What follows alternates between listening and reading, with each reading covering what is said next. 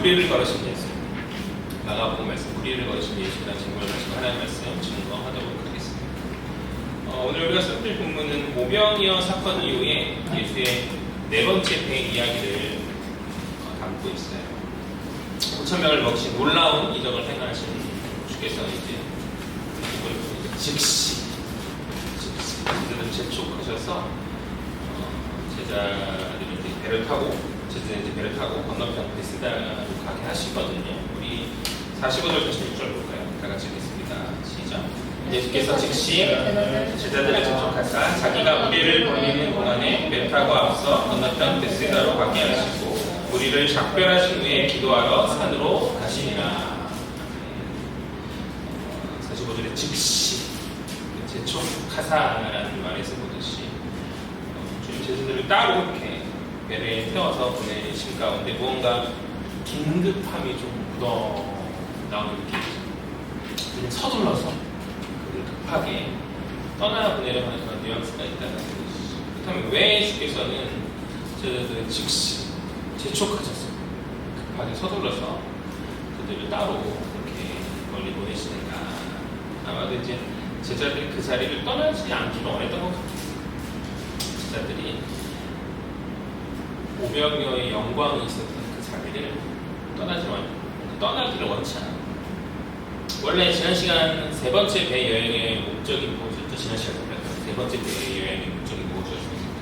그러니까 몰려오는 사람들이 하도 많아서 밥을 먹을 시간조차 없었기에 이제 예수께서는 제자들과 함께 쉼의 여행을 갖고자 배를 타고 떠나셨던 것인데, 그러나 그렇게 가시는 주님을 우리들이 어떻게 도보로까지 쫓아와서 배 타고 가시는 주님을 이제 길로 이렇게 육지에서까지 쫓아오는 가운데 예수님께서 제자들과 함께 하기를 원하셨던 그 쉼의 여행을 쉼의 여행을 깨어지고 예정에도 없었던 한적한 광야에서 이제 말씀 수련회가 열려진 상황이었던 거죠. 예정에도 어떤 그런 스케줄이 잡힌 가운데 어떤 먹을 어떤 양식이나 이런 것들이 준비가 전무하였었기 때문에 그 가운데 이제 주께서 필요와 공급을 하시는 주님의 능력을 보여주시는 것이죠.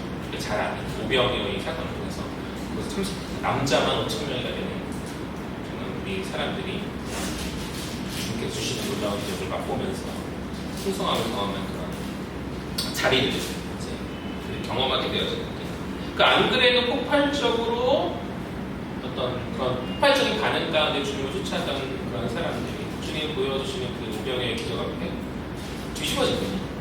뒤집어지고 그곳에 있는 수많은 사람들이 예수를 왕으로 삼으려 하거든요. 마가복음에서 기록되어 있지 않지만 이 오병이어 사건 마태마가 누가 요한 다 기록된 사건이고 그만큼 이제 엄청난 이적이고 사람들의 반향을 느꼈던 놀라운 사건인데, 요한복음을 보면 이때 예수를 임금삼으로 했다라고 이야기하거든요.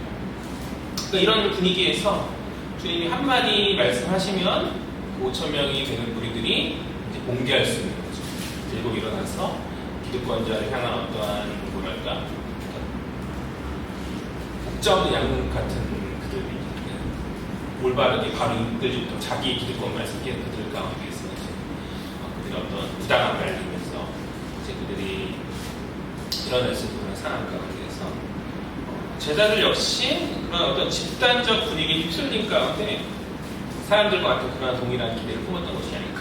그간 열심히 예수께서 이제 자신의 삶에 그것이 아니면 계속 말씀하셨음에도 불구하고 그들 마음 한구석 그들 역시 유대인이었기 때문에 그들이 고대에 다일 것 같은 그런 메시, 세상 권력과 힘으로 승리를 쟁취하는 메시아에 대한 기대가 역시 남아있었던 것 같아요. 그래서 이제 끊임없이 사람들 소리에 휩쓸리고 귀 기울이는 그런 모습이 제자들 모습 안에 있었던 것이 아닙니다. 그러나 주님 메시아의 사명은 그런 다윗 같은 메시아가 아닌 남을 위해서 고난당하시고 섬김과 희생으로 사람을 살리는 그런 메시아였다는 거죠. 그러니까 제가 마가복음 계속 얘기하고 마가 계속 그것을 메시지 하고 있지 않습니까? 주님 계속 그것을 수정하시고 우리가 이제 마가복음을 통해서 살펴볼 수 있죠. 그렇기 때문에 주께서는 그런 열정적인 무리들 가운데에서 그들을 속히 분리시키시고 그들을 멀리 보내주시는 거죠. 어쨌든 주님께서는 제자들을 그런 열광적인 무리들로부터 속히 분리시키니까 그들로 말미암아 어떤 나쁜, 어떤 잘못된 영향을 받지 않도록 그렇게 구분시키는 그런 장면인 것이죠. 우리가 신앙생활 하는 가운데에서 주를 향한 우리의 열정이 때로 너무 지나칠 때가 한없이 있는 거예요. 우리가 정말 기억해야 될 것은 무엇이냐면 우리의 열심과 우리의 모든 것들이 하나님의 뜻보다 앞서 나가면 안 된다는 것이죠. 오늘 뭐 거리에 나가서 어떤 외치고 막 하는 그런 사람들 있잖아요. 정치권과 이렇게 연관해가지고 하는 그런 사람들이 저는 그 열심은 인정해줘야 된다고 생각해요. 근데 그 열심이 바른 거냐라고 하면 사실은 오늘 오병이어의 그런 우리들이 휩쓸린 그들과 같은 모습이 아닙니다. 그러니까 기도하는 가운데 분리되어져야 돼요. 예수가 사람들의 소리야 어떤 혼란스러운 소리에 그들을 분리시켰던 것처럼 우리가 기도하는 가운데 그런 것들 잘 분별하고 주님의 무엇을 깨달을까? 우리는 주님이 거기에 아합하기 원하지 않으시는구나. 분리되기 원하시는구나. 그런 깨달은 가운데 우리가 나아가야 됩니다. 좌던 우던 무언가 좀 이데올로기에 사로잡혀서 그것을 넘어서는 주님의 능력, 그러니까 넘어서는 주님의 그 뜻을 말씀해 주시면 잘 헤아리지 못하고 우리가 치우치면서 나아가는 오늘날 안타까운 몇몇의 교회의 모습, 성도들의 모습이 아닌가라는 생각이 들거든요. 소란스러운 소리, 분주한 소리, 어떤 들뜬 그 소리, 그렇죠? 그렇게 되면 마치 뭔가 이루어질 것 같은 그런 소리에 우리가 많이 비교해보고 나아갈 것이 아니라 주님 원하신 뜻이 무엇인지를 잘 귀 기울여야죠. 말씀이 뭐라고 하고 주님 우리를 어떻게 인도하시는지를 잘 분별한 가운데 나아가는 것이 성숙한 신앙의 모습이 아니겠는가 라는 그런 생각을 하거든요. 그렇죠. 우리가 바로 바르게 성숙한 모습으로 온전히 분별한 가운데 설 때 우리 세상 가운데 더 큰 영향력을 미칠 것이라 저는 그렇게 믿습니다.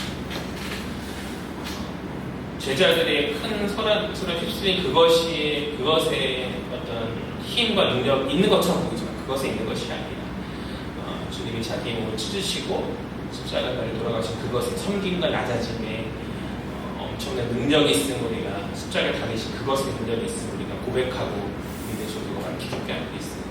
그러니 세상에 어떤 그런 다윗과 같은 어떤 구원자를 바라는 생각에 너무 우리가 매몰될 것이 아니라 섬김과 고난의 주님을 바라보며 묵묵히 우리에게 주어진 자리에 있습니다. 십자가의 길 걸어가는 저 여러분이 되어야 한다. 그것이 바로 바른 신앙이 성숙한 신앙의 모습이 아닙니다.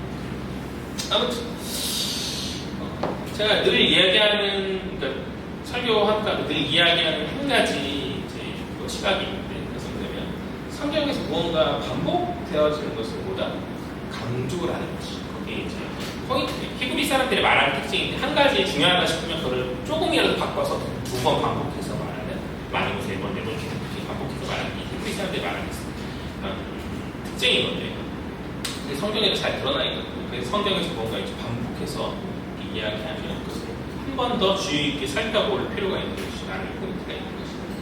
45절과 46절을 우리가 보고 있는데요.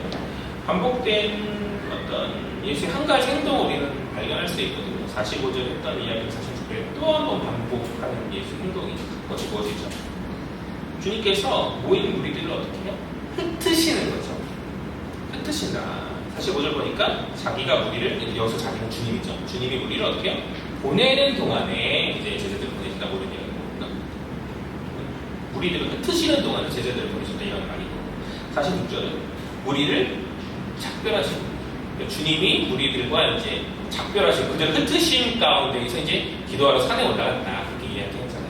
45절과 46절에 이제 각각 제자들을 보내고 당신 기도하러 가시는 가운데 두 번 무리를 흩으셨다라는 그런 이야기가 반복되어지고 있거든요. 여기에 포인트가 있는 거죠. 반복되어지고 있으니까. 그럼 그것이 무엇인가? 우리 생각할 건 뭐죠? 왜 주님께서 제자들을 이렇게 급히 보내시고 계시는가? 또 주님은 왜 기도하러 산에 가시는가?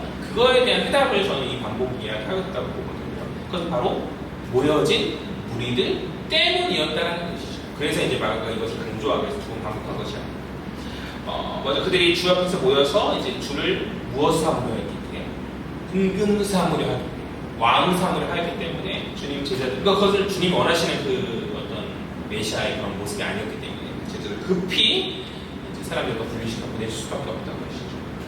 그것은 주님의 사명이 아니고 주님의 길을 따르는 제자들의 사명 또한 아니었고, 제자들이 거기에 혹하고 있지만 그것이 제자들의 사명이 아니었기 때문에 주님 그들이 어떤 잘못된 분위기에 휩쓸려서 그릇된 길을 가지 않도록 하시기 위해서 아직은 더 훈련받아야 되는 그런 제자들이기 때문에 그를 멀리 이제 사람들의 물로부터 떨어뜨려 보내신 거죠.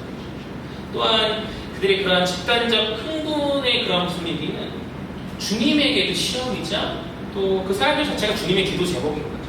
먼저 주님 당신의 공생의 사역을 시작하기에 앞서서 사단은 이렇게 세 가지 시험을 들이밀지 않습니까? 그 시험의 내용들은 다르지만 결국에는 아버지 뜻이 아닌 세상 사람들의 어떤 추구하는 어떤 높아지고 많고 어떤 힘을 가진 어떤 그러한 어떤 메시아가 되라는 사단의 시험이었잖아요. 근데 그 사단의 시험을 주님 승리하시죠. 그죠? 승리하시고 사단을 완전히 이기시는데, 그러나 그 사단의 시험이 그 순간 완전히 끝난 것이 아니라 3년의 공사행의 주님의 그 사역 가운데 끊임없이 어떤 환경들과 또는 사람들을 통해서 끊임없이 주님을 시험하고 있는 것이거든요. 오늘의 상황도 바로 그러한 상황인 거죠. 그 사람들이 예수를 임금 삼으려는 그 환호의 말로 예수를 도전하고 흔들고자 하는 그런 모습 가운데 주님이 그 시험을 어떻게 이기시나, 기도함 가운데 그들과 제자들을 먼저 보내신 주님이 당신도 그들로부터 떨어지시고 산에 올라가셔서 기도함 가운데 그 시험을 이기고 계신다는 것이죠. 그러니까 처음 아버지께서 주셨던 그 고난의 사역, 그 섬김의 사역, 그 희생의 사역을 사람들의 분위기와 말에 그 사람을 떨어뜨리지 않도록 하시기 위해서, 그 말 흔들리지 않도록 하시기 위해서 주님은 미혹의 순간 기도의 자리로 들어가서 아버지가 주신 그 사명을 기도하며 아버지에게 맞죠? 하면서 재확인하심으로 아버지께 고개 숙이고 계시다. 그러니까 우리 주님도 그렇게 하시는데 우리야 말해야 보겠네요. 구약 성경 가운데 참 잘나가고 훌륭한 인물로 하나님 합한 어떤 그런 삶을 살다가 말년에 그것이 흐트러지는 인물들을 가끔씩 우리가 보게 되어지거든요.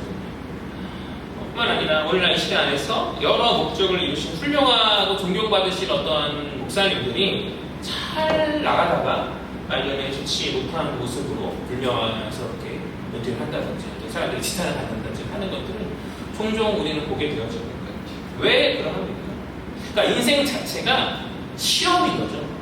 순간순간 다가오는 그런 시험의 연속인 것인데 충만함과 기도함 가운데 잘 이기고 있다가 이제 잊어버린 거죠. 아버지께로 돌아가는 그 초심의 어떤 그런 모습이 희미해지고 그런 순간 가운데 그 아버지의 뜻을 헤아리는 그 분별을 잊어버린 가운데 그렇게 말년에 넘어지는 것이 아닌가. 즉 어떤 주님께로 돌아가는 어떤 그 초심의 기도가 삶에서 부족한 그런 순간에 우리 미혹에 넘어질 수밖에 없는 그런 모습들인 것이죠. 그러니까 예수께서도 기도하심으로 그 중심을 잃지 않도록 분투하는 그런 삶을 사시는데 우리는 더더욱 더 그래야 하지 않겠어요? 그냥 기도함 없이 그렇지 하면서 끝까지 그 마음을 지키고 나아가는 그것이 참으로 쉬운 일이 아니라, 그러니까 우리가 나름 이제 어떤 주님 주시는 어떤 중심을 가지고 우리가 개척을 하고 시작했다고 저는 그렇게 믿거든요. 이 시대 가운데 주님 기뻐하신 공동체로 완전한 성숙한 자를 세우는 공동체로 서겠다라는 그런 어떤 중심과 그런 메시지를 가지고 우리가 이제 사역을 하면서 이제 교회를 세워 나아가게 되는데, 시간이 오래 지나면 그것이 변질될 수 있는 거죠. 처음에는 그런 중심 가운데 주님 기뻐하시는 공동체, 우리 헤아린 공동체를 보면 주님이 기뻐 마음이 속 시원했으면 좋겠다 그런 마음 가운데 우리가 막 하고 하지만 어느 순간 그냥 이 모임에 우리가 익숙해진 가운데 여러 많은 교회가 실수하듯이 우리도 우리 안에서의 우리 앞끼리의 어떤 끼리끼리 모임, 당을 짓거나 내가 좋아하는 사람들만 받아들이거나 그러니까 믿지 못한 사람들을 새롭게 받아들이고 뭔가 해야 되는데 교회에 오랜 시간 자리 잡고 있으면 기도에 하는 내 그 자리가 내 자리인 거죠. 거기가 내 일종의 권력이고 내가 주방 봉사하는 것을 아무도 못 두고 어떤 일종의 권력, 그 주방 봉사는 그분들이 열심히 협회하는 건 아닌데 뭔가 그게 미묘한 사회 선에 항상 이렇게 되어지는 것 같아요. 그러니까 변화되어진, 변질되어진 교회 공동체에 있으면 우리가 항상 유의하지 않겠습니까? 오늘날 성도들이 교회에서 실망하고 교회를 떠나가는 이유가 무엇이에요?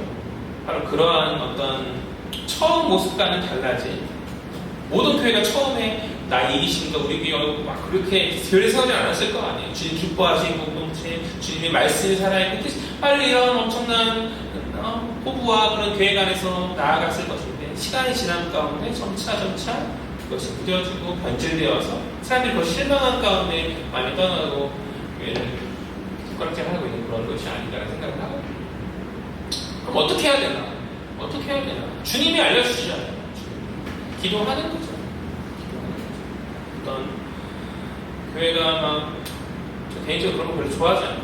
예배 간증으로 연예인들 부르고 뭐 하고 이런 어떤 사람들 모이는 그런 행동, 환호하고 선한스러운 행동이 물론 이제 복음의 문턱을 낮춰서 교회를 드린다는 좋은 취지인 것은 잘 알지만 거기로만 그치는 것 같아서 좀 비판적인 시각이 저는 있는데 그런 어떤 사람들의 환호와 그런 소리에 귀 기울이기보다는 우리가 정말 기도의 잘게 돌아감이 교회의 참다운 모습이 아니에요.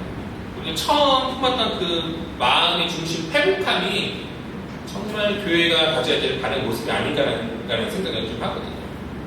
어떤 일과 행동이 삶을 바뀌는 게 아니라고 저는 그렇게 느껴요. 중심이 중요한 거죠. 하나님 앞에서 이 자리에 모인 한 사람 한 사람의 중심이 정말 중요한 건데 그 마음이 흙이 몸통 해이해진 가운데 그냥 어떤 프로그램을 돌리고 사람들을 돌리고 어떤 뭔가 일들을 한다는 것에 저는 별로 그렇게 그것이 주님 기뻐하시는 일이 아니라고 저는 뭐 그렇게 혹시나 결과가 잘 나올 수 있을지 모르겠지 그건 오래 갈 일들이 아니거든요. 우리가 해야 될 것은 뻔한 이야기죠. 뻔한 이야기. 진리는 멀고 심오한 것만 아니에요. 진리는 무엇이죠? 우리가 잘 아는 그것. 우리가 무엇을 해야 됩니까? 기도의 자리로 돌아가고 처음 교회를 세웠을 때 그 품었던 그 마음, 해이해진 마음들을 다시 회복하고 아 그래 주님 이런 교회를 원하셔서 우리가 그 교회를 하기 위해서 모였었지 라는 그 회복된 마음 초심을 다시 회복해서 우리가 나아가야 생각해요. 주님이 그러셨던 것처럼 주님이 당신의 사역관을 늘 기도하셨거든요. 한적한 곳에 따로 시간 그 바쁘고 사람들이 몰려오는 가운데 환호를 뒤로하지 기도하라고 하셨던 그 주님 왜 그러셨겠어요? 아버지와 관계가 더 중요하고 아버지의 뜻을 헤아리고 그 중심을 지키는 게 너무나 중요하기 때문에 지금 그렇게 하실 것이죠. 우리가 그렇게 되었으면 좋겠습니다. 그것은 우리 신앙도 마찬가지죠. 교회 사역뿐만 아니라 우리 신앙도 마찬가지죠. 교회 앉아서 예배드리고 기도하고 뭔가 하고는 있는데 우리 신앙의 처음 주의 구원의 은혜를 깨닫고 어떤 뜨거운 마음들이 다 사라진 채 그냥 예배의 자리만 온도 우리가 지키고 있는 것은 아닌가라는 생각을 합니다. 그것이 아닌가. 어떻게 해요? 그런 해이지 마음, 우리 흐트러진 죽음을 어떻게 회복하는가? 각자의 처소에서 시간을 내어서 말씀을 읽고 주님이 그러하셨는데 주님이 그러하셨는데 우리가 뭘 하고 그걸 안 해요? 기도하고 이렇게 나아가야 한다는 거죠. 우리가 해야 할 일은 주님 그리 하셨던 거죠. 순간순간 삶의 어떤 미혹의 순간, 시험의 순간, 어떤 흔드는 순간 또 모든 상황 가운데 기도함으로 아버지와 나의 관계 회복하고 아버지의 뜻을 헤아리면서 이렇게 나아가는 그 모습을 가운데 있어요. 주님이 그러셨듯이 뿐만 아니라 또 주님 기도하셨던 이유는 아까 말했듯이 제자들을 흔들고 주님을 흔드는 그 무리들을 국률이 여기시기 때문에 그 무리 자체가 주님에게는 기도의 제목인 거죠. 그들은 주를 보았어요. 주의 말씀을 들었고 주의 여러 이적들을 목도하고 명장을 하고 교시에 쫓아내지 엄청 우리는 건너 말씀을 통해서 우리는 봤지만 그들은 살아계신 주님을 직접 보았잖아요. 그런데 그럼에도 그들은 변화되지 못한 채 하늘 아버지 뜻과 아무런 상관없는 헛된 바람을 주님께 풀어넣으면서 주님을 따르고 있지 않냐는 거죠. 그러니까 그러한 그들의 영적인 어리석음이 이제 좀 변화되어지고 깨끗해지는 은혜가 있게 해달라고 주님은 아마 산에 올라가서 기도하시지 않으셨겠는가. 제자들을 위해서도 기도하시고 흡수리 않도록 그들을 위해서 또 당신의 중심을 위해서도 기도하시지만 동시에 이렇게 진리 가운데 서고 진리의 말씀을 보여주고 가르치고 기적을 보여줌에도 불구하고 깨닫지 못한 그들의 긍휼히 여기신 가운데 주님 그들의 긍휼히 여겨 주옵소서 변화시켜 주옵소서라는 그러한 기도를 주님께서 산에 올라가서 긍휼의 마음 가운데 하여 주고 계시지 않으셨겠는가. 어쨌든 정리하면 무리들의 헛된 바람으로 말미암아서 제자들이 더 영향받지 않도록 또 그렇게 제자를 부리시고 또 당신이 중심을 잃지 않기 위해서 또 그들과 떨어지시고 또 그들을 긍휼히 여기신 그 마음 가운데 주님 그렇게 기도하고 계시다. 우리 47절 48절 보죠. 다 같이 읽겠습니다. 시작. 저물매 배는 바다 가운데 있고 예수께서는 홀로 곳에 계시다가 바람이 거스름으로 제자들이 힘겹게 누워 젖는 것을 보시고 밤 4경쯤에 바다 위로 걸어서 그들에게 오사 지나가려고 하시네. 47절과 48절 가운데에서 또 다른 반복이 하나 있는데 그 반복은 뭐냐? 반복은 이제 강조니까 그 반복은 뭐냐? 시간의 반복인 거죠. 물론 이제 시간을 다르게 표현하고 있는데 배가 이제 47절을 보니까 이제 제자들의 배가 바다 가운데 있는 상황을 얘기하고 있고 47절과 48절 각각 이제 기록된 시간적 배경을 우리는 이야기해 주고 있다. 47절은 저물매라고 말하죠. 저물매가 무슨 말이에요? 해가 지고 있을 때라는 그런 이야기죠. 저물매만 하니까 뭔가 이상한데 무슨 이름 같은데 해가 저물 때 뭐 이런 거죠. 해가 떨어질 때 이야기하는 것이고 48절에서 시간의 배경이 또 하나 나오죠. 추가되고 있죠. 그것이 뭐죠? 밤 4경이다. 밤 4경이 뭐예요? 밤 4경. 그러니까 로마 시대에 이제 로마 식민지 시대 안에서 시간을 유대인들은 3으로 나누는데 무슨 말인가 헷갈려요. 로마 시대 가운데서 이제 오후 6시부터 새벽 6시 총 12시간이죠. 그거를 이제 4등분을 한 거죠. 1경, 2경, 3경, 4경인 건데 4경은 새벽 3시부터 6시쯤 되어지는 그런 시간이거든요. 그러니까 요즘에 해가 몇 시에 져요? 요즘에 생각보다 해가 늦게 지더라고요. 8시쯤 지지 않나요? 저 보통 그래도 봄, 가을 이렇게 할 때는 6시쯤 되면 깜깜하게 시작했을 것 같아요. 요즘 한 7시 반, 8시쯤 되면 슬슬 이제 아직도 해가 안 졌어. 8시쯤에 대충 진다고 계산해도 새벽 3시까지 잡아도 이제 9시, 11시, 1시, 2시, 3시 그러니까 최소한 7시간에서 한 10시간 정도의 시간을 이제 제자들이 굉장히 바람을 가리면서 분투하고 있었음을 우리가 살필 수 있는 거죠. 이해가 되실까요? 이게 얼마나 고단한 일입니까?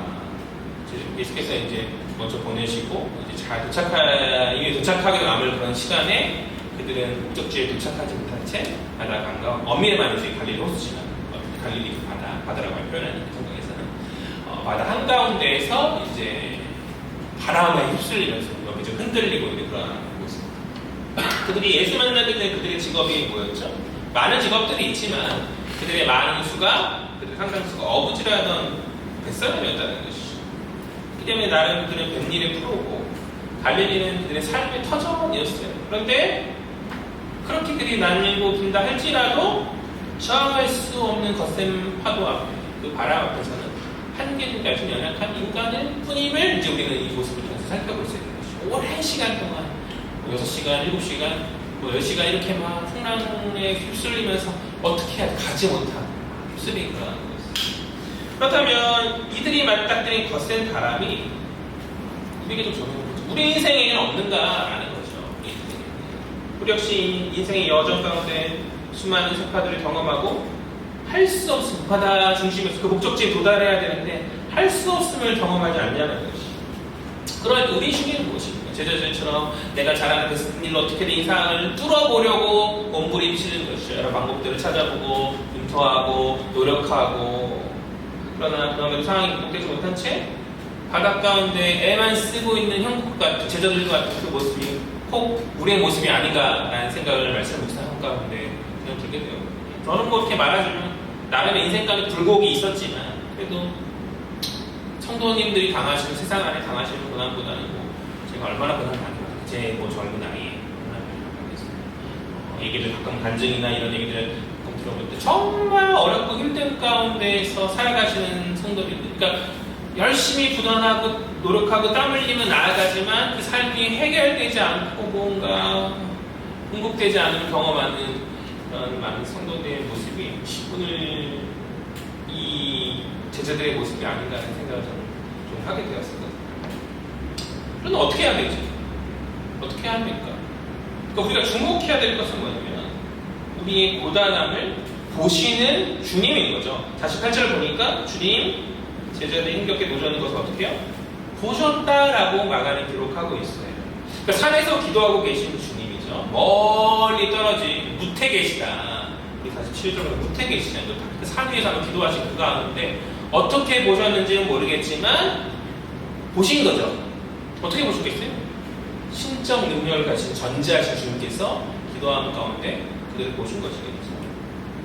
그러니까 제자들은 주님과 멀리 떨어져 있기 때문에 큰일 났다 생각할지 모르겠어요. 그러나 우리 주님은 거리와 상관없이 당신의 능력으로 양들의 곤고함을 능히 보실 수 있는 분이시다. 그러니까 마찬가지로 우리 주님 우리의 고단한 적시 보시는 분이신 줄 믿습니다. 주님 멀리 계신 것 같아요. 어디 하늘에 높이 올라가셨잖아요. 승천하신 주님께서 그냥 멀리 계시는 것 같아요.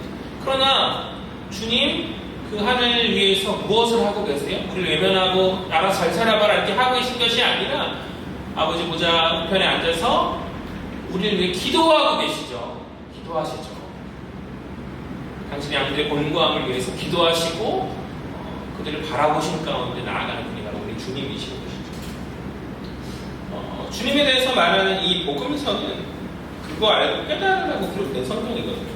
신적 능력을 가지시고 제자들을 바라보시는 그것에 대해서 오늘 보면 이야기하고 있는데 우리도 역시 그것을 깨달으라고 기록해 주는 거예요. 우리가 사복음서라 말하는 어떤 성경이 말하는 성육신하신 그러니까 우리가 사복음서라 말하는 이 복음서 성경이 바로 성육신하신 주님이 직접 하신 일들에 대한 어떤 기록들인 거잖아요. 그러니까 놀라운 일을 행하시고 어떤 신적 능력을 가지고 제자들에게 다가오시고 바라보시고 그 주님을 믿고 따르라는 그런 어떤 메시지 가운데 쓰여진 것이 바로 성경인 것이죠. 복음서인 것이죠. 오늘 복음서에 기록된 어떤 제자들에게 역사하시는 그 주님이 내 인생의 어떤 세파 가운데서도 반드시 역사하실 것을 믿고 우리는 그것을 믿음으로 나아가는 줄 믿습니다. 오늘 이 말씀을 듣는 우리들이 마음에 들려 주님 그렇게 제자들 가운데 역사하시는 주님 우리에게 동일하게 역사하시는구나 하는 그 믿음 가운데 우리가 이것을 듣고 마음에 새겨야 한다는 것이죠. 그럴 때 주님 그 믿음 기쁘게 보시고 우리를 회복시켜 주시지 않으시는가.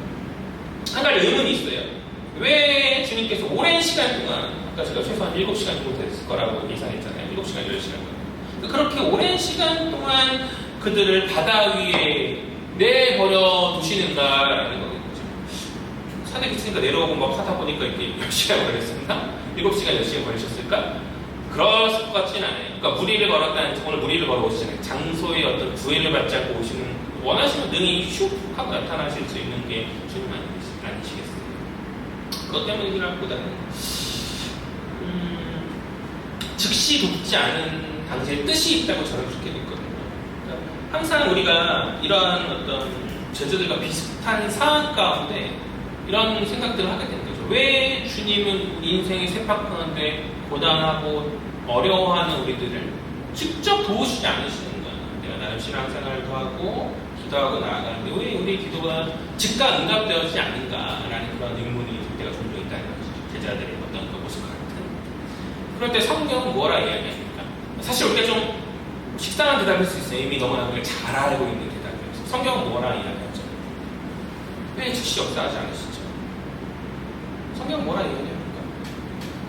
우리가 진리를 모르는 게 아니에요. 알지만 항상 그것을 귀하게 여기지 않기 때문에 그 성경은 뭐라 얘기해요? 당신의 때가 있다라는 거죠. 당신의 때가 있다라는 거죠. 그러니까 제자들 같은 경우 우리 오랜 시간 애쓴 이후에야 이제 주님 어떤 주님에 대한 어떤 깨달음과 바른 믿음을 가질 준비가 되지 않았겠는가. 아마도 이제 풍랑이 있기도 전에 어떤 주님이 뿅하고 나타나셔서 그것을 소멸해 주시면 어떤 감사함도 어느 정도 고단함과 고생을 한 가운데서 주님 해결해 주셔야 그들의 마음 가운데 그 주님의 행하신 이 일이 깊이 새겨지는 역사로 남지 않았겠냐는 거죠. 그래서 주님께서 적절한 때에 그들의 믿음의 어떤 교훈을 받을 수 있는 그런 순간 가운데 나타나신 것이 아니겠는가라는 게 저희 그런 생각인 거죠. 그들이 고생하고 애써도 보고 기다려도 보고 다 하는 가운데 우리는 안 된다라는 것을 깨닫는 순간에 아마 주께서 그들을 찾아오셨던 것이 아니겠습니까? 7시간, 8시간 동안 코난 가운데 있었으면 좀만 더 버텨보자 했을 것 같거든요. 기다려보면 어떻게 하면 되겠지라는 생각. 근데 그것조차 아니다. 우리가 여기서 끝날 수도 있겠구나라는 그런 생각 가운데 그때 이제 적절한 때 주께서 나타나셔서 어떤 그들의 믿음의 성장의 그 상황들을 들어서 어떤 그 도구로서 좀 사용하고 계신 것이 아닌가라는 생각을 이렇게 마찬가지인 거죠. 우리 인생의 고난 앞에 주님께서 우리의 뜻 가운데서 즉시 도우셨으면 참 좋겠어요. 근데 그렇게 하지 않으시면 마찬가지로 우리가 준비가 되길 원하시는 것 같아요. 언제 우리 인생 가운데 오실지는 주님만 아시겠죠. 우리가 해야 될 것은 무엇이죠? 당신의 때가 있음을 믿고 이제 우리는 적절할 때 역사해 주시는 믿음 가운데 그 모든 사람들을 믿음으로 인내하며 나아가는 것이 우리가 가는 곳을 아니라는 것이죠. 그것이 온전한 믿음을 가진 성숙한 신자의 모습이 아니겠는가요? 계속해서 이제 살필 것은 48절의 마지막 구절인데 주님 무리를 걸으시면서 제자들에게 오고 계시죠. 그런데 48절 마지막 구절은 뭐라고 하죠? 지나가려 하신다. 지나가려. 그러니까 주님 오고 계신 목적이 무엇이겠어요? 제자들의 삶을 공고한 그런 환경에 놓여있는 그 상황, 현실의 그 상황을 뭔가 이렇게 바꿔주시기 위해서 오시는 거잖아요. 그러면 바꿔주시고 오신 거니까. 그러면 제자들이 찾기도 전에 멀리서부터 조금만 기다려, 내가 도와줄게 막 이렇게 할 것 같아요. 온유가 사랑하는 딸이 뭔가 이렇게 뭔가 찡얼대고 막 부르면 또 화장실에 있다가도 싹 거기서 멀리서부터 좀만 기다려, 금방 갈게 이렇게 뭔가 외치면서 가거든요. 손이 이제 주변에 보이지만 않아도 이제 막 아빠 엄마를 찾으니까 눈앞에 보이지만 않는데 사람이 어떻게 계속 쳐다볼 수 있어. 화장실도 가고 뭐도 하고 뭐 준비도 하고 하잖아요. 그럴 때 이제 멀리서 아빠 있어 하면서 엄마 있어 하면서 이제 가는 거죠. 충분히 그렇게 하셔야 되는 거 아니에요. 그죠? 우리 제자들 그쪽에 같은 제자들이 이제 막 그게 불타고 있는데 이제 조금만 기다려 나 지금 걸어가고 있어 하면서 하면서 이제 신호와 사인을 보내주셔야 되는데 마치 아무 일 없는 듯 마냥 그들이 고난 힘들어하는 그 상황과 주님이 지나가시죠. 근데 특이한 그런 장면이, 그러니까 지나가시는 건 아니고 지나가시려고 하시는 거죠. 근데 특이한 그런 장면인 거죠. 나의 메시지가 있는 거죠. 주님이 왜 지나가려고 하시나? 그러니까 구약에서 하나님의 신현은 지나가신 신현이 이게 어떤 하나님의 당신을 드러내신 보이신 그 신현은 지나가심으로 표현되곤 하거든요. 그러니까 모세가 시내산에서 모세에게 당신을 보이실 때 주님 모세를 지나가심으로 당신을 보여주시고 또 호렙산에서 엘리야에게 나타나실 때 마찬가지로 하나님 지나가심으로 당신의 현현을 드러내시고 그러니까 오늘 주님이 우리를 거두신 가운데 그들을 지나가려 하신 그것은 그 신현의 영광을 간접적으로 드러내는 의도가 반영된 그런 모습이라는 것이죠. 그러니까 나름의 어떤 상징이 있다라는 정도로 우리가 기억하면 됩니다. 주님이 그러니까 오늘 우리를 걷고 계신 주님이 바로 그 하나님이신 구약에서 나타난 그 하나님이심을 좀 보여주려는 어떤 메시지가 있다 정도로 우리가 이해하면 될 것 같아요. 또 애초에 무리를 걸어가는 것 자체가 놀라운 일이잖아요.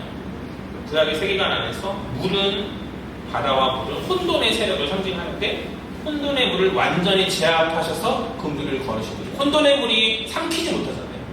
예수께서 물을 걸으시니 혼돈의 물을 이제 제압하신 그 모습인 것이고 또 구약에서 욥기를 보면 무리를 걸으시는 분은 오직 하나님이시죠.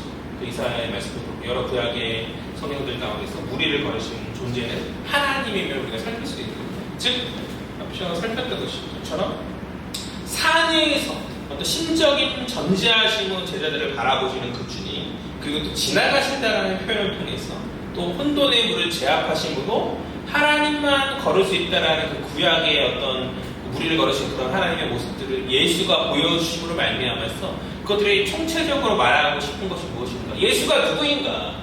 그가 누구에게 바람과 바다도 순종하는가라는 첫 번째 배에 풍랑을 쓸 때 제자들이 했던 대답을 명확하게 오늘 보여주고 계신 것이죠. 그가 누구신가라고 마가는 이야기하고 있는 것이에요. 복음서는 이야기하고 있는 것이고 성경은 우리에게 이야기하고 있는 것이니까 바로 그 하나님이시다.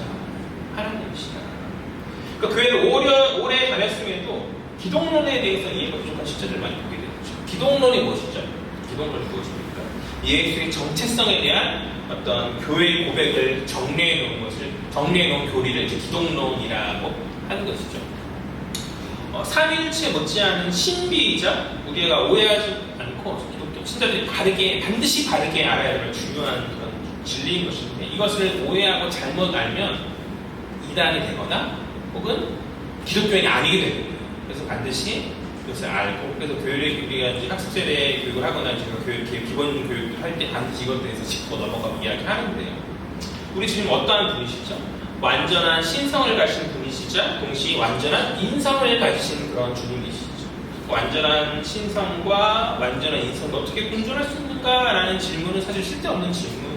왜냐하면 이것이 모순인 것처럼 보이지만 그것은 삼위일체와 마찬가지로 우리 영역 안에서 이해할 수 없는 주님의 정체성인 거거든요. 우리는 그냥 믿을 뿐인 거예요. 교회가 믿을 뿐이에요. 신비로 인정하고 믿을 뿐이에요. 주님 완전한 하나님 되시고 완전한 사람 되신다는 우리는 믿을 뿐인 거죠. 만약 주님이 어떤 신성을 부인하면 주님의 존재는 죄 없는 존재가 아니기 때문에 우리의 모든 인류에 계속할 어떤 자격이 상실되고 그것은 구원이 불가능하게 되는 것이죠. 반대로 주님의 인성을 우리가 부정하면 주님이 사람의 대표가 둘째 아담으로서의 사람의 대표가 될 수 없기 때문에 우리는 주님의 신성과 인성 모두를 이야기하는 성경의 고백을 인정하고 믿음의 영역이다. 삼위일체와 마찬가지입니다. 성부, 성자, 성령이 한 분이시며 동시에 각각 삼위로 계신 우리가 고백하듯이 예수의 인성과 예수의 신성과 인성 모두 다 주님 안에서 하나로 계신다는 그것을 그러니까 이해해야 되지 않는 그것을 우리는 신비로 믿는 거예요. 그 기독교는 그것을 고백하는 공동체예요. 그런데 이것을 잘 모른 채 신앙생활하는 사람들이 생각보다 많이 있는 거예요. 근데 막연히 주님이 하나님의 아들인가 보다라는 정도의 생각을 하고 인성이신 예수에 대해서 무지하거나 혹은 사람 중에서 석가모니 공자처럼 세상 사람들에게 오해하는 것이죠. 훌륭한 분으로 생각한 가운데 신성이신 주님에 대해서 무지하거나 한가운데 신앙생활을 한다는 것이죠. 그러나 성경이 말하는 것은 그렇지 않아요. 복음서가 말하는 것을 잘 주의 깊게 들어야 되는데 성경은 예수의 신성과 인성을 분명히 강조하고 이야기합니다. 특별히 오늘 본문은 무엇에 대해서 더 강조하고 있는 것이다? 예수의 신의 현역, 그러니까 신성에 대해서 강조하고 있는 그런 본문 가운데서 우리가 이것을 이해하고 받아들여야 하는 것입니다.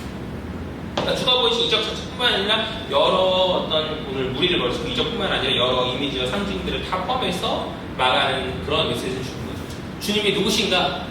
그가 누구이시기에 바람과 바다를 순종케 하는가? 라고 말할 때 여러 논리와 여러 메시지와 상징들과 여러 이적 무리론, 이적 전자식으로 그들을 보는 이런 것들을 통해서 주님이 바로 하나님이시다. 그 메시지를 우리가 주고 있는 것이다. 또 인성에 대해서 이야기하는 부분들은 또 우리가 중간중간 앞에서 살펴보고 앞으로 살펴볼 것이고 우리 49절, 50절, 51절 거기 나왔고요. 다 같이 읽겠습니다. 시작. 제자들이 그가 바다 위로 걸어오심을 보고 유령인가 하여 소리 지르니 그들이 다 예수를 보고 놀랍니다. 이에 예수께서 곧 그들에게 말씀하여 이르시되 안심하라 내니 두려워하지 말라 하시고 배에 올라 그들에게 가시니 바람이 그치는지라 제자들이 마음에 심히 놀라니.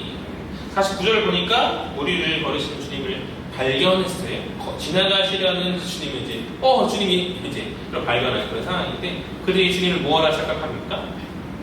환상, 유령 같은 것, 환상 어떤 그런 것들로 착각한 거 아니고 놀라는 거예요. 그러니까 제자인데 좀 주님이 우리 공부함을 아시고 놀라운 이적까지 오시구나라는 그 12주 중에 반응한 사람이 한 명도 없고 제자이지만 그들은 영적인 시야가 여전히 부족한 가운데 그 주님을 오해하고 착각한 어리석음을 살필 수 있는 거죠. 이에 주께서 뭐라 대답하시죠? 안심하라고 말씀하시고 내니 두려워하지 말라라고 말씀하세요. 두 번 반복해서 두려움과 믿지 말고 어떤 회복 가운데 나아가라 그런 말씀하시는 건데 저는 특별히 가운데 있던 내니라는 말을 좀 주목했습니다. 내니가 뭐예요? 나다. 그거 유명한 에고예요. 출애굽기 3장 14절에서 하나님 모세에게 처음 자신의 정체성을 드러내실 때 히브리어로 예의 아시에로 예의 스스로 있는 자다라고 이렇게 말씀하시거든요. 그것의 헬라어 표현이 바로 에고에입니다. 나는 나 I am이죠. I am. 주님 당신의 어떤 신적 정체성을 드러내실 때 종종 그렇게 사용하시는 그런 구절이거든요. 그러니까 주님 어떤 신적인 정체성을 에고엠이라는 이 표현을 통해서 상징적으로 드러내고 있다로 우리가 하나 짚고 넘어가면 될 것 같아요. 그러니까 마가복음에서 계속해서 여러 가지 표현들이 있는 거죠. 어떤 주님이 어떠한 분이신지에 대해서 계속 사인을 우리에게 주고 있는 거예요. 우리 그냥 아무 생각 없이 그냥 말씀하신 거나 넘어가지만 마가는 나름의 어떤 함축된 어떤 메시지, 어떤 상징들을 통해서 주님이 바로 그분이야, 바로 하나님이야, 신령으로 오신 그분이야 라는 것을 우리에게 그곳의 메시지를 전해주고 있다. 어쨌든 주님이 배에 올라타시자 바람이 멈추고 이제 저들이 공감이 해결되었다. 이 역시 주님이 놀라우신 능력인 거죠. 이제 마지막 52절 살펴보겠습니다. 다 같이 읽겠습니다. 시작. 이는 그들이 떡 떼시던 일을 깨닫지 못하고 도리어 그 마음이 둔하여 하셨음이로라.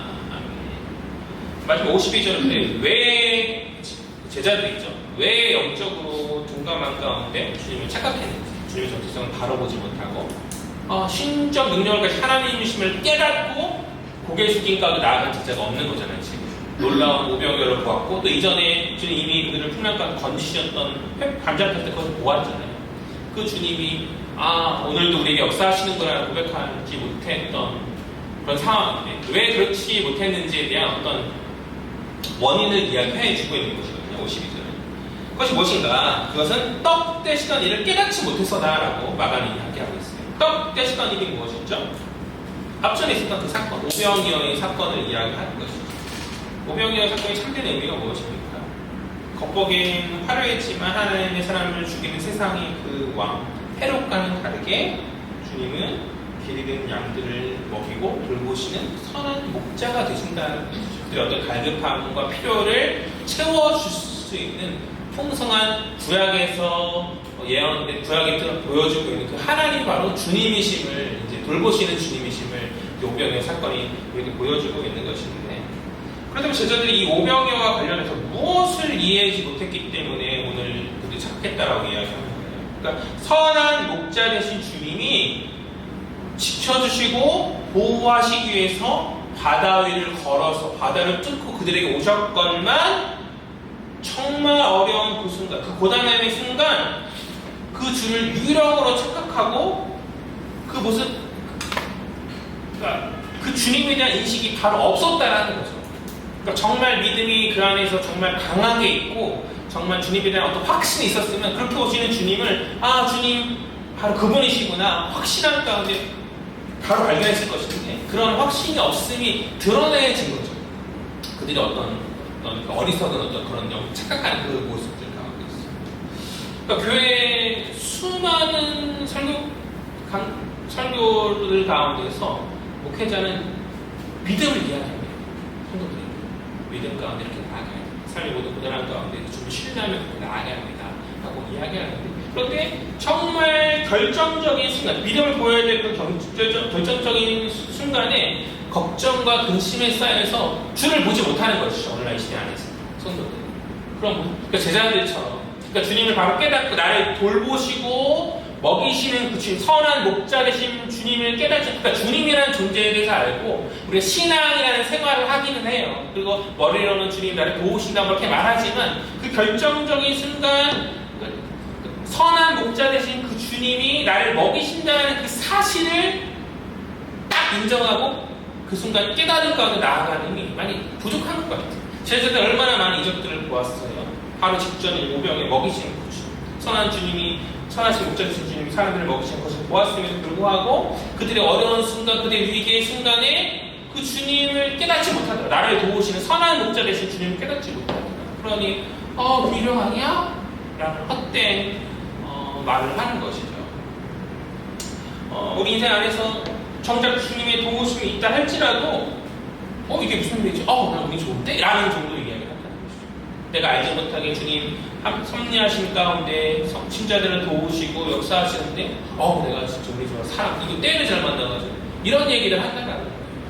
또는 어떻게 이런 일이 있을 수 있지? 이게 이렇게 풀릴 게 아닌데 뭔가 이렇게 잘 풀려도 걱정하면서 그러니까 모든 이 상황 저 상황에 다 걱정. 그러니까 삶의 모든 순간 나를 지키시고 보호하신 주님이 내 안에 정말 살아서 마음에 새겨있지 못한 가운데 그냥 그러니까 믿음이 있다고 말하지만 그게 믿음이라고 말할 수 있겠어요? 그러니까 때로 형태는 모습은 그런 모습들이 많이 보여진다는 것이죠. 주님이 어떠한 분이신지 우리가 깨달아야 하는 점이 있습니다. 주님이 어떠한 분이시다? 선한 목자 되신 분이시다. 길을 잃고 헤매는 자들을 찾아오셔서 그들을 먹으시고 지키시고 보호하시는 분이시다. 제자들의 어리석음이 우리 어리석음이 되지 않았으면 좋겠어요.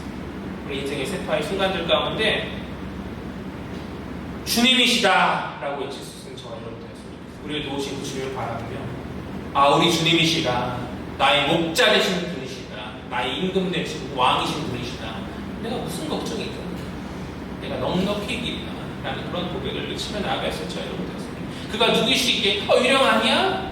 이거 어떻게 해결해야 돼?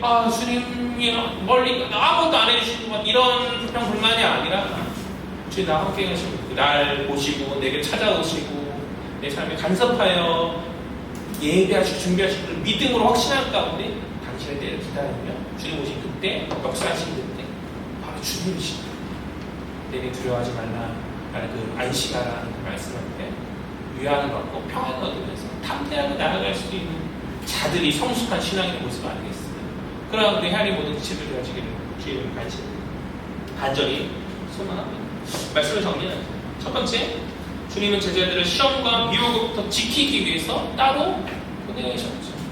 주님은 제자들이 그 우리에게 휩쓸리지 않도록 즉시 예를 들어서 떠나게 하셨어요. 왜 그러합니까? 예수의 메시아 사명은 세상 권력과의 어떤 연합이 아닌 섬김과 희생이 기대었기 때문에 우리 역시 그 주님의 뜻을 헤아리며 주님 가신 좁은 길 십자가의 길을 걸어가야 하지 않겠는가. 세상 어떤 집단이 야합하고 막 이런 것이 아니라 말씀이 말하는 주의 뜻을 분별한 걸 우리가 그렇게 나아가야 하지 않겠는가. 두 번째, 주님은 시험과 혼란의 때에 기도로 중심을 지키셨다.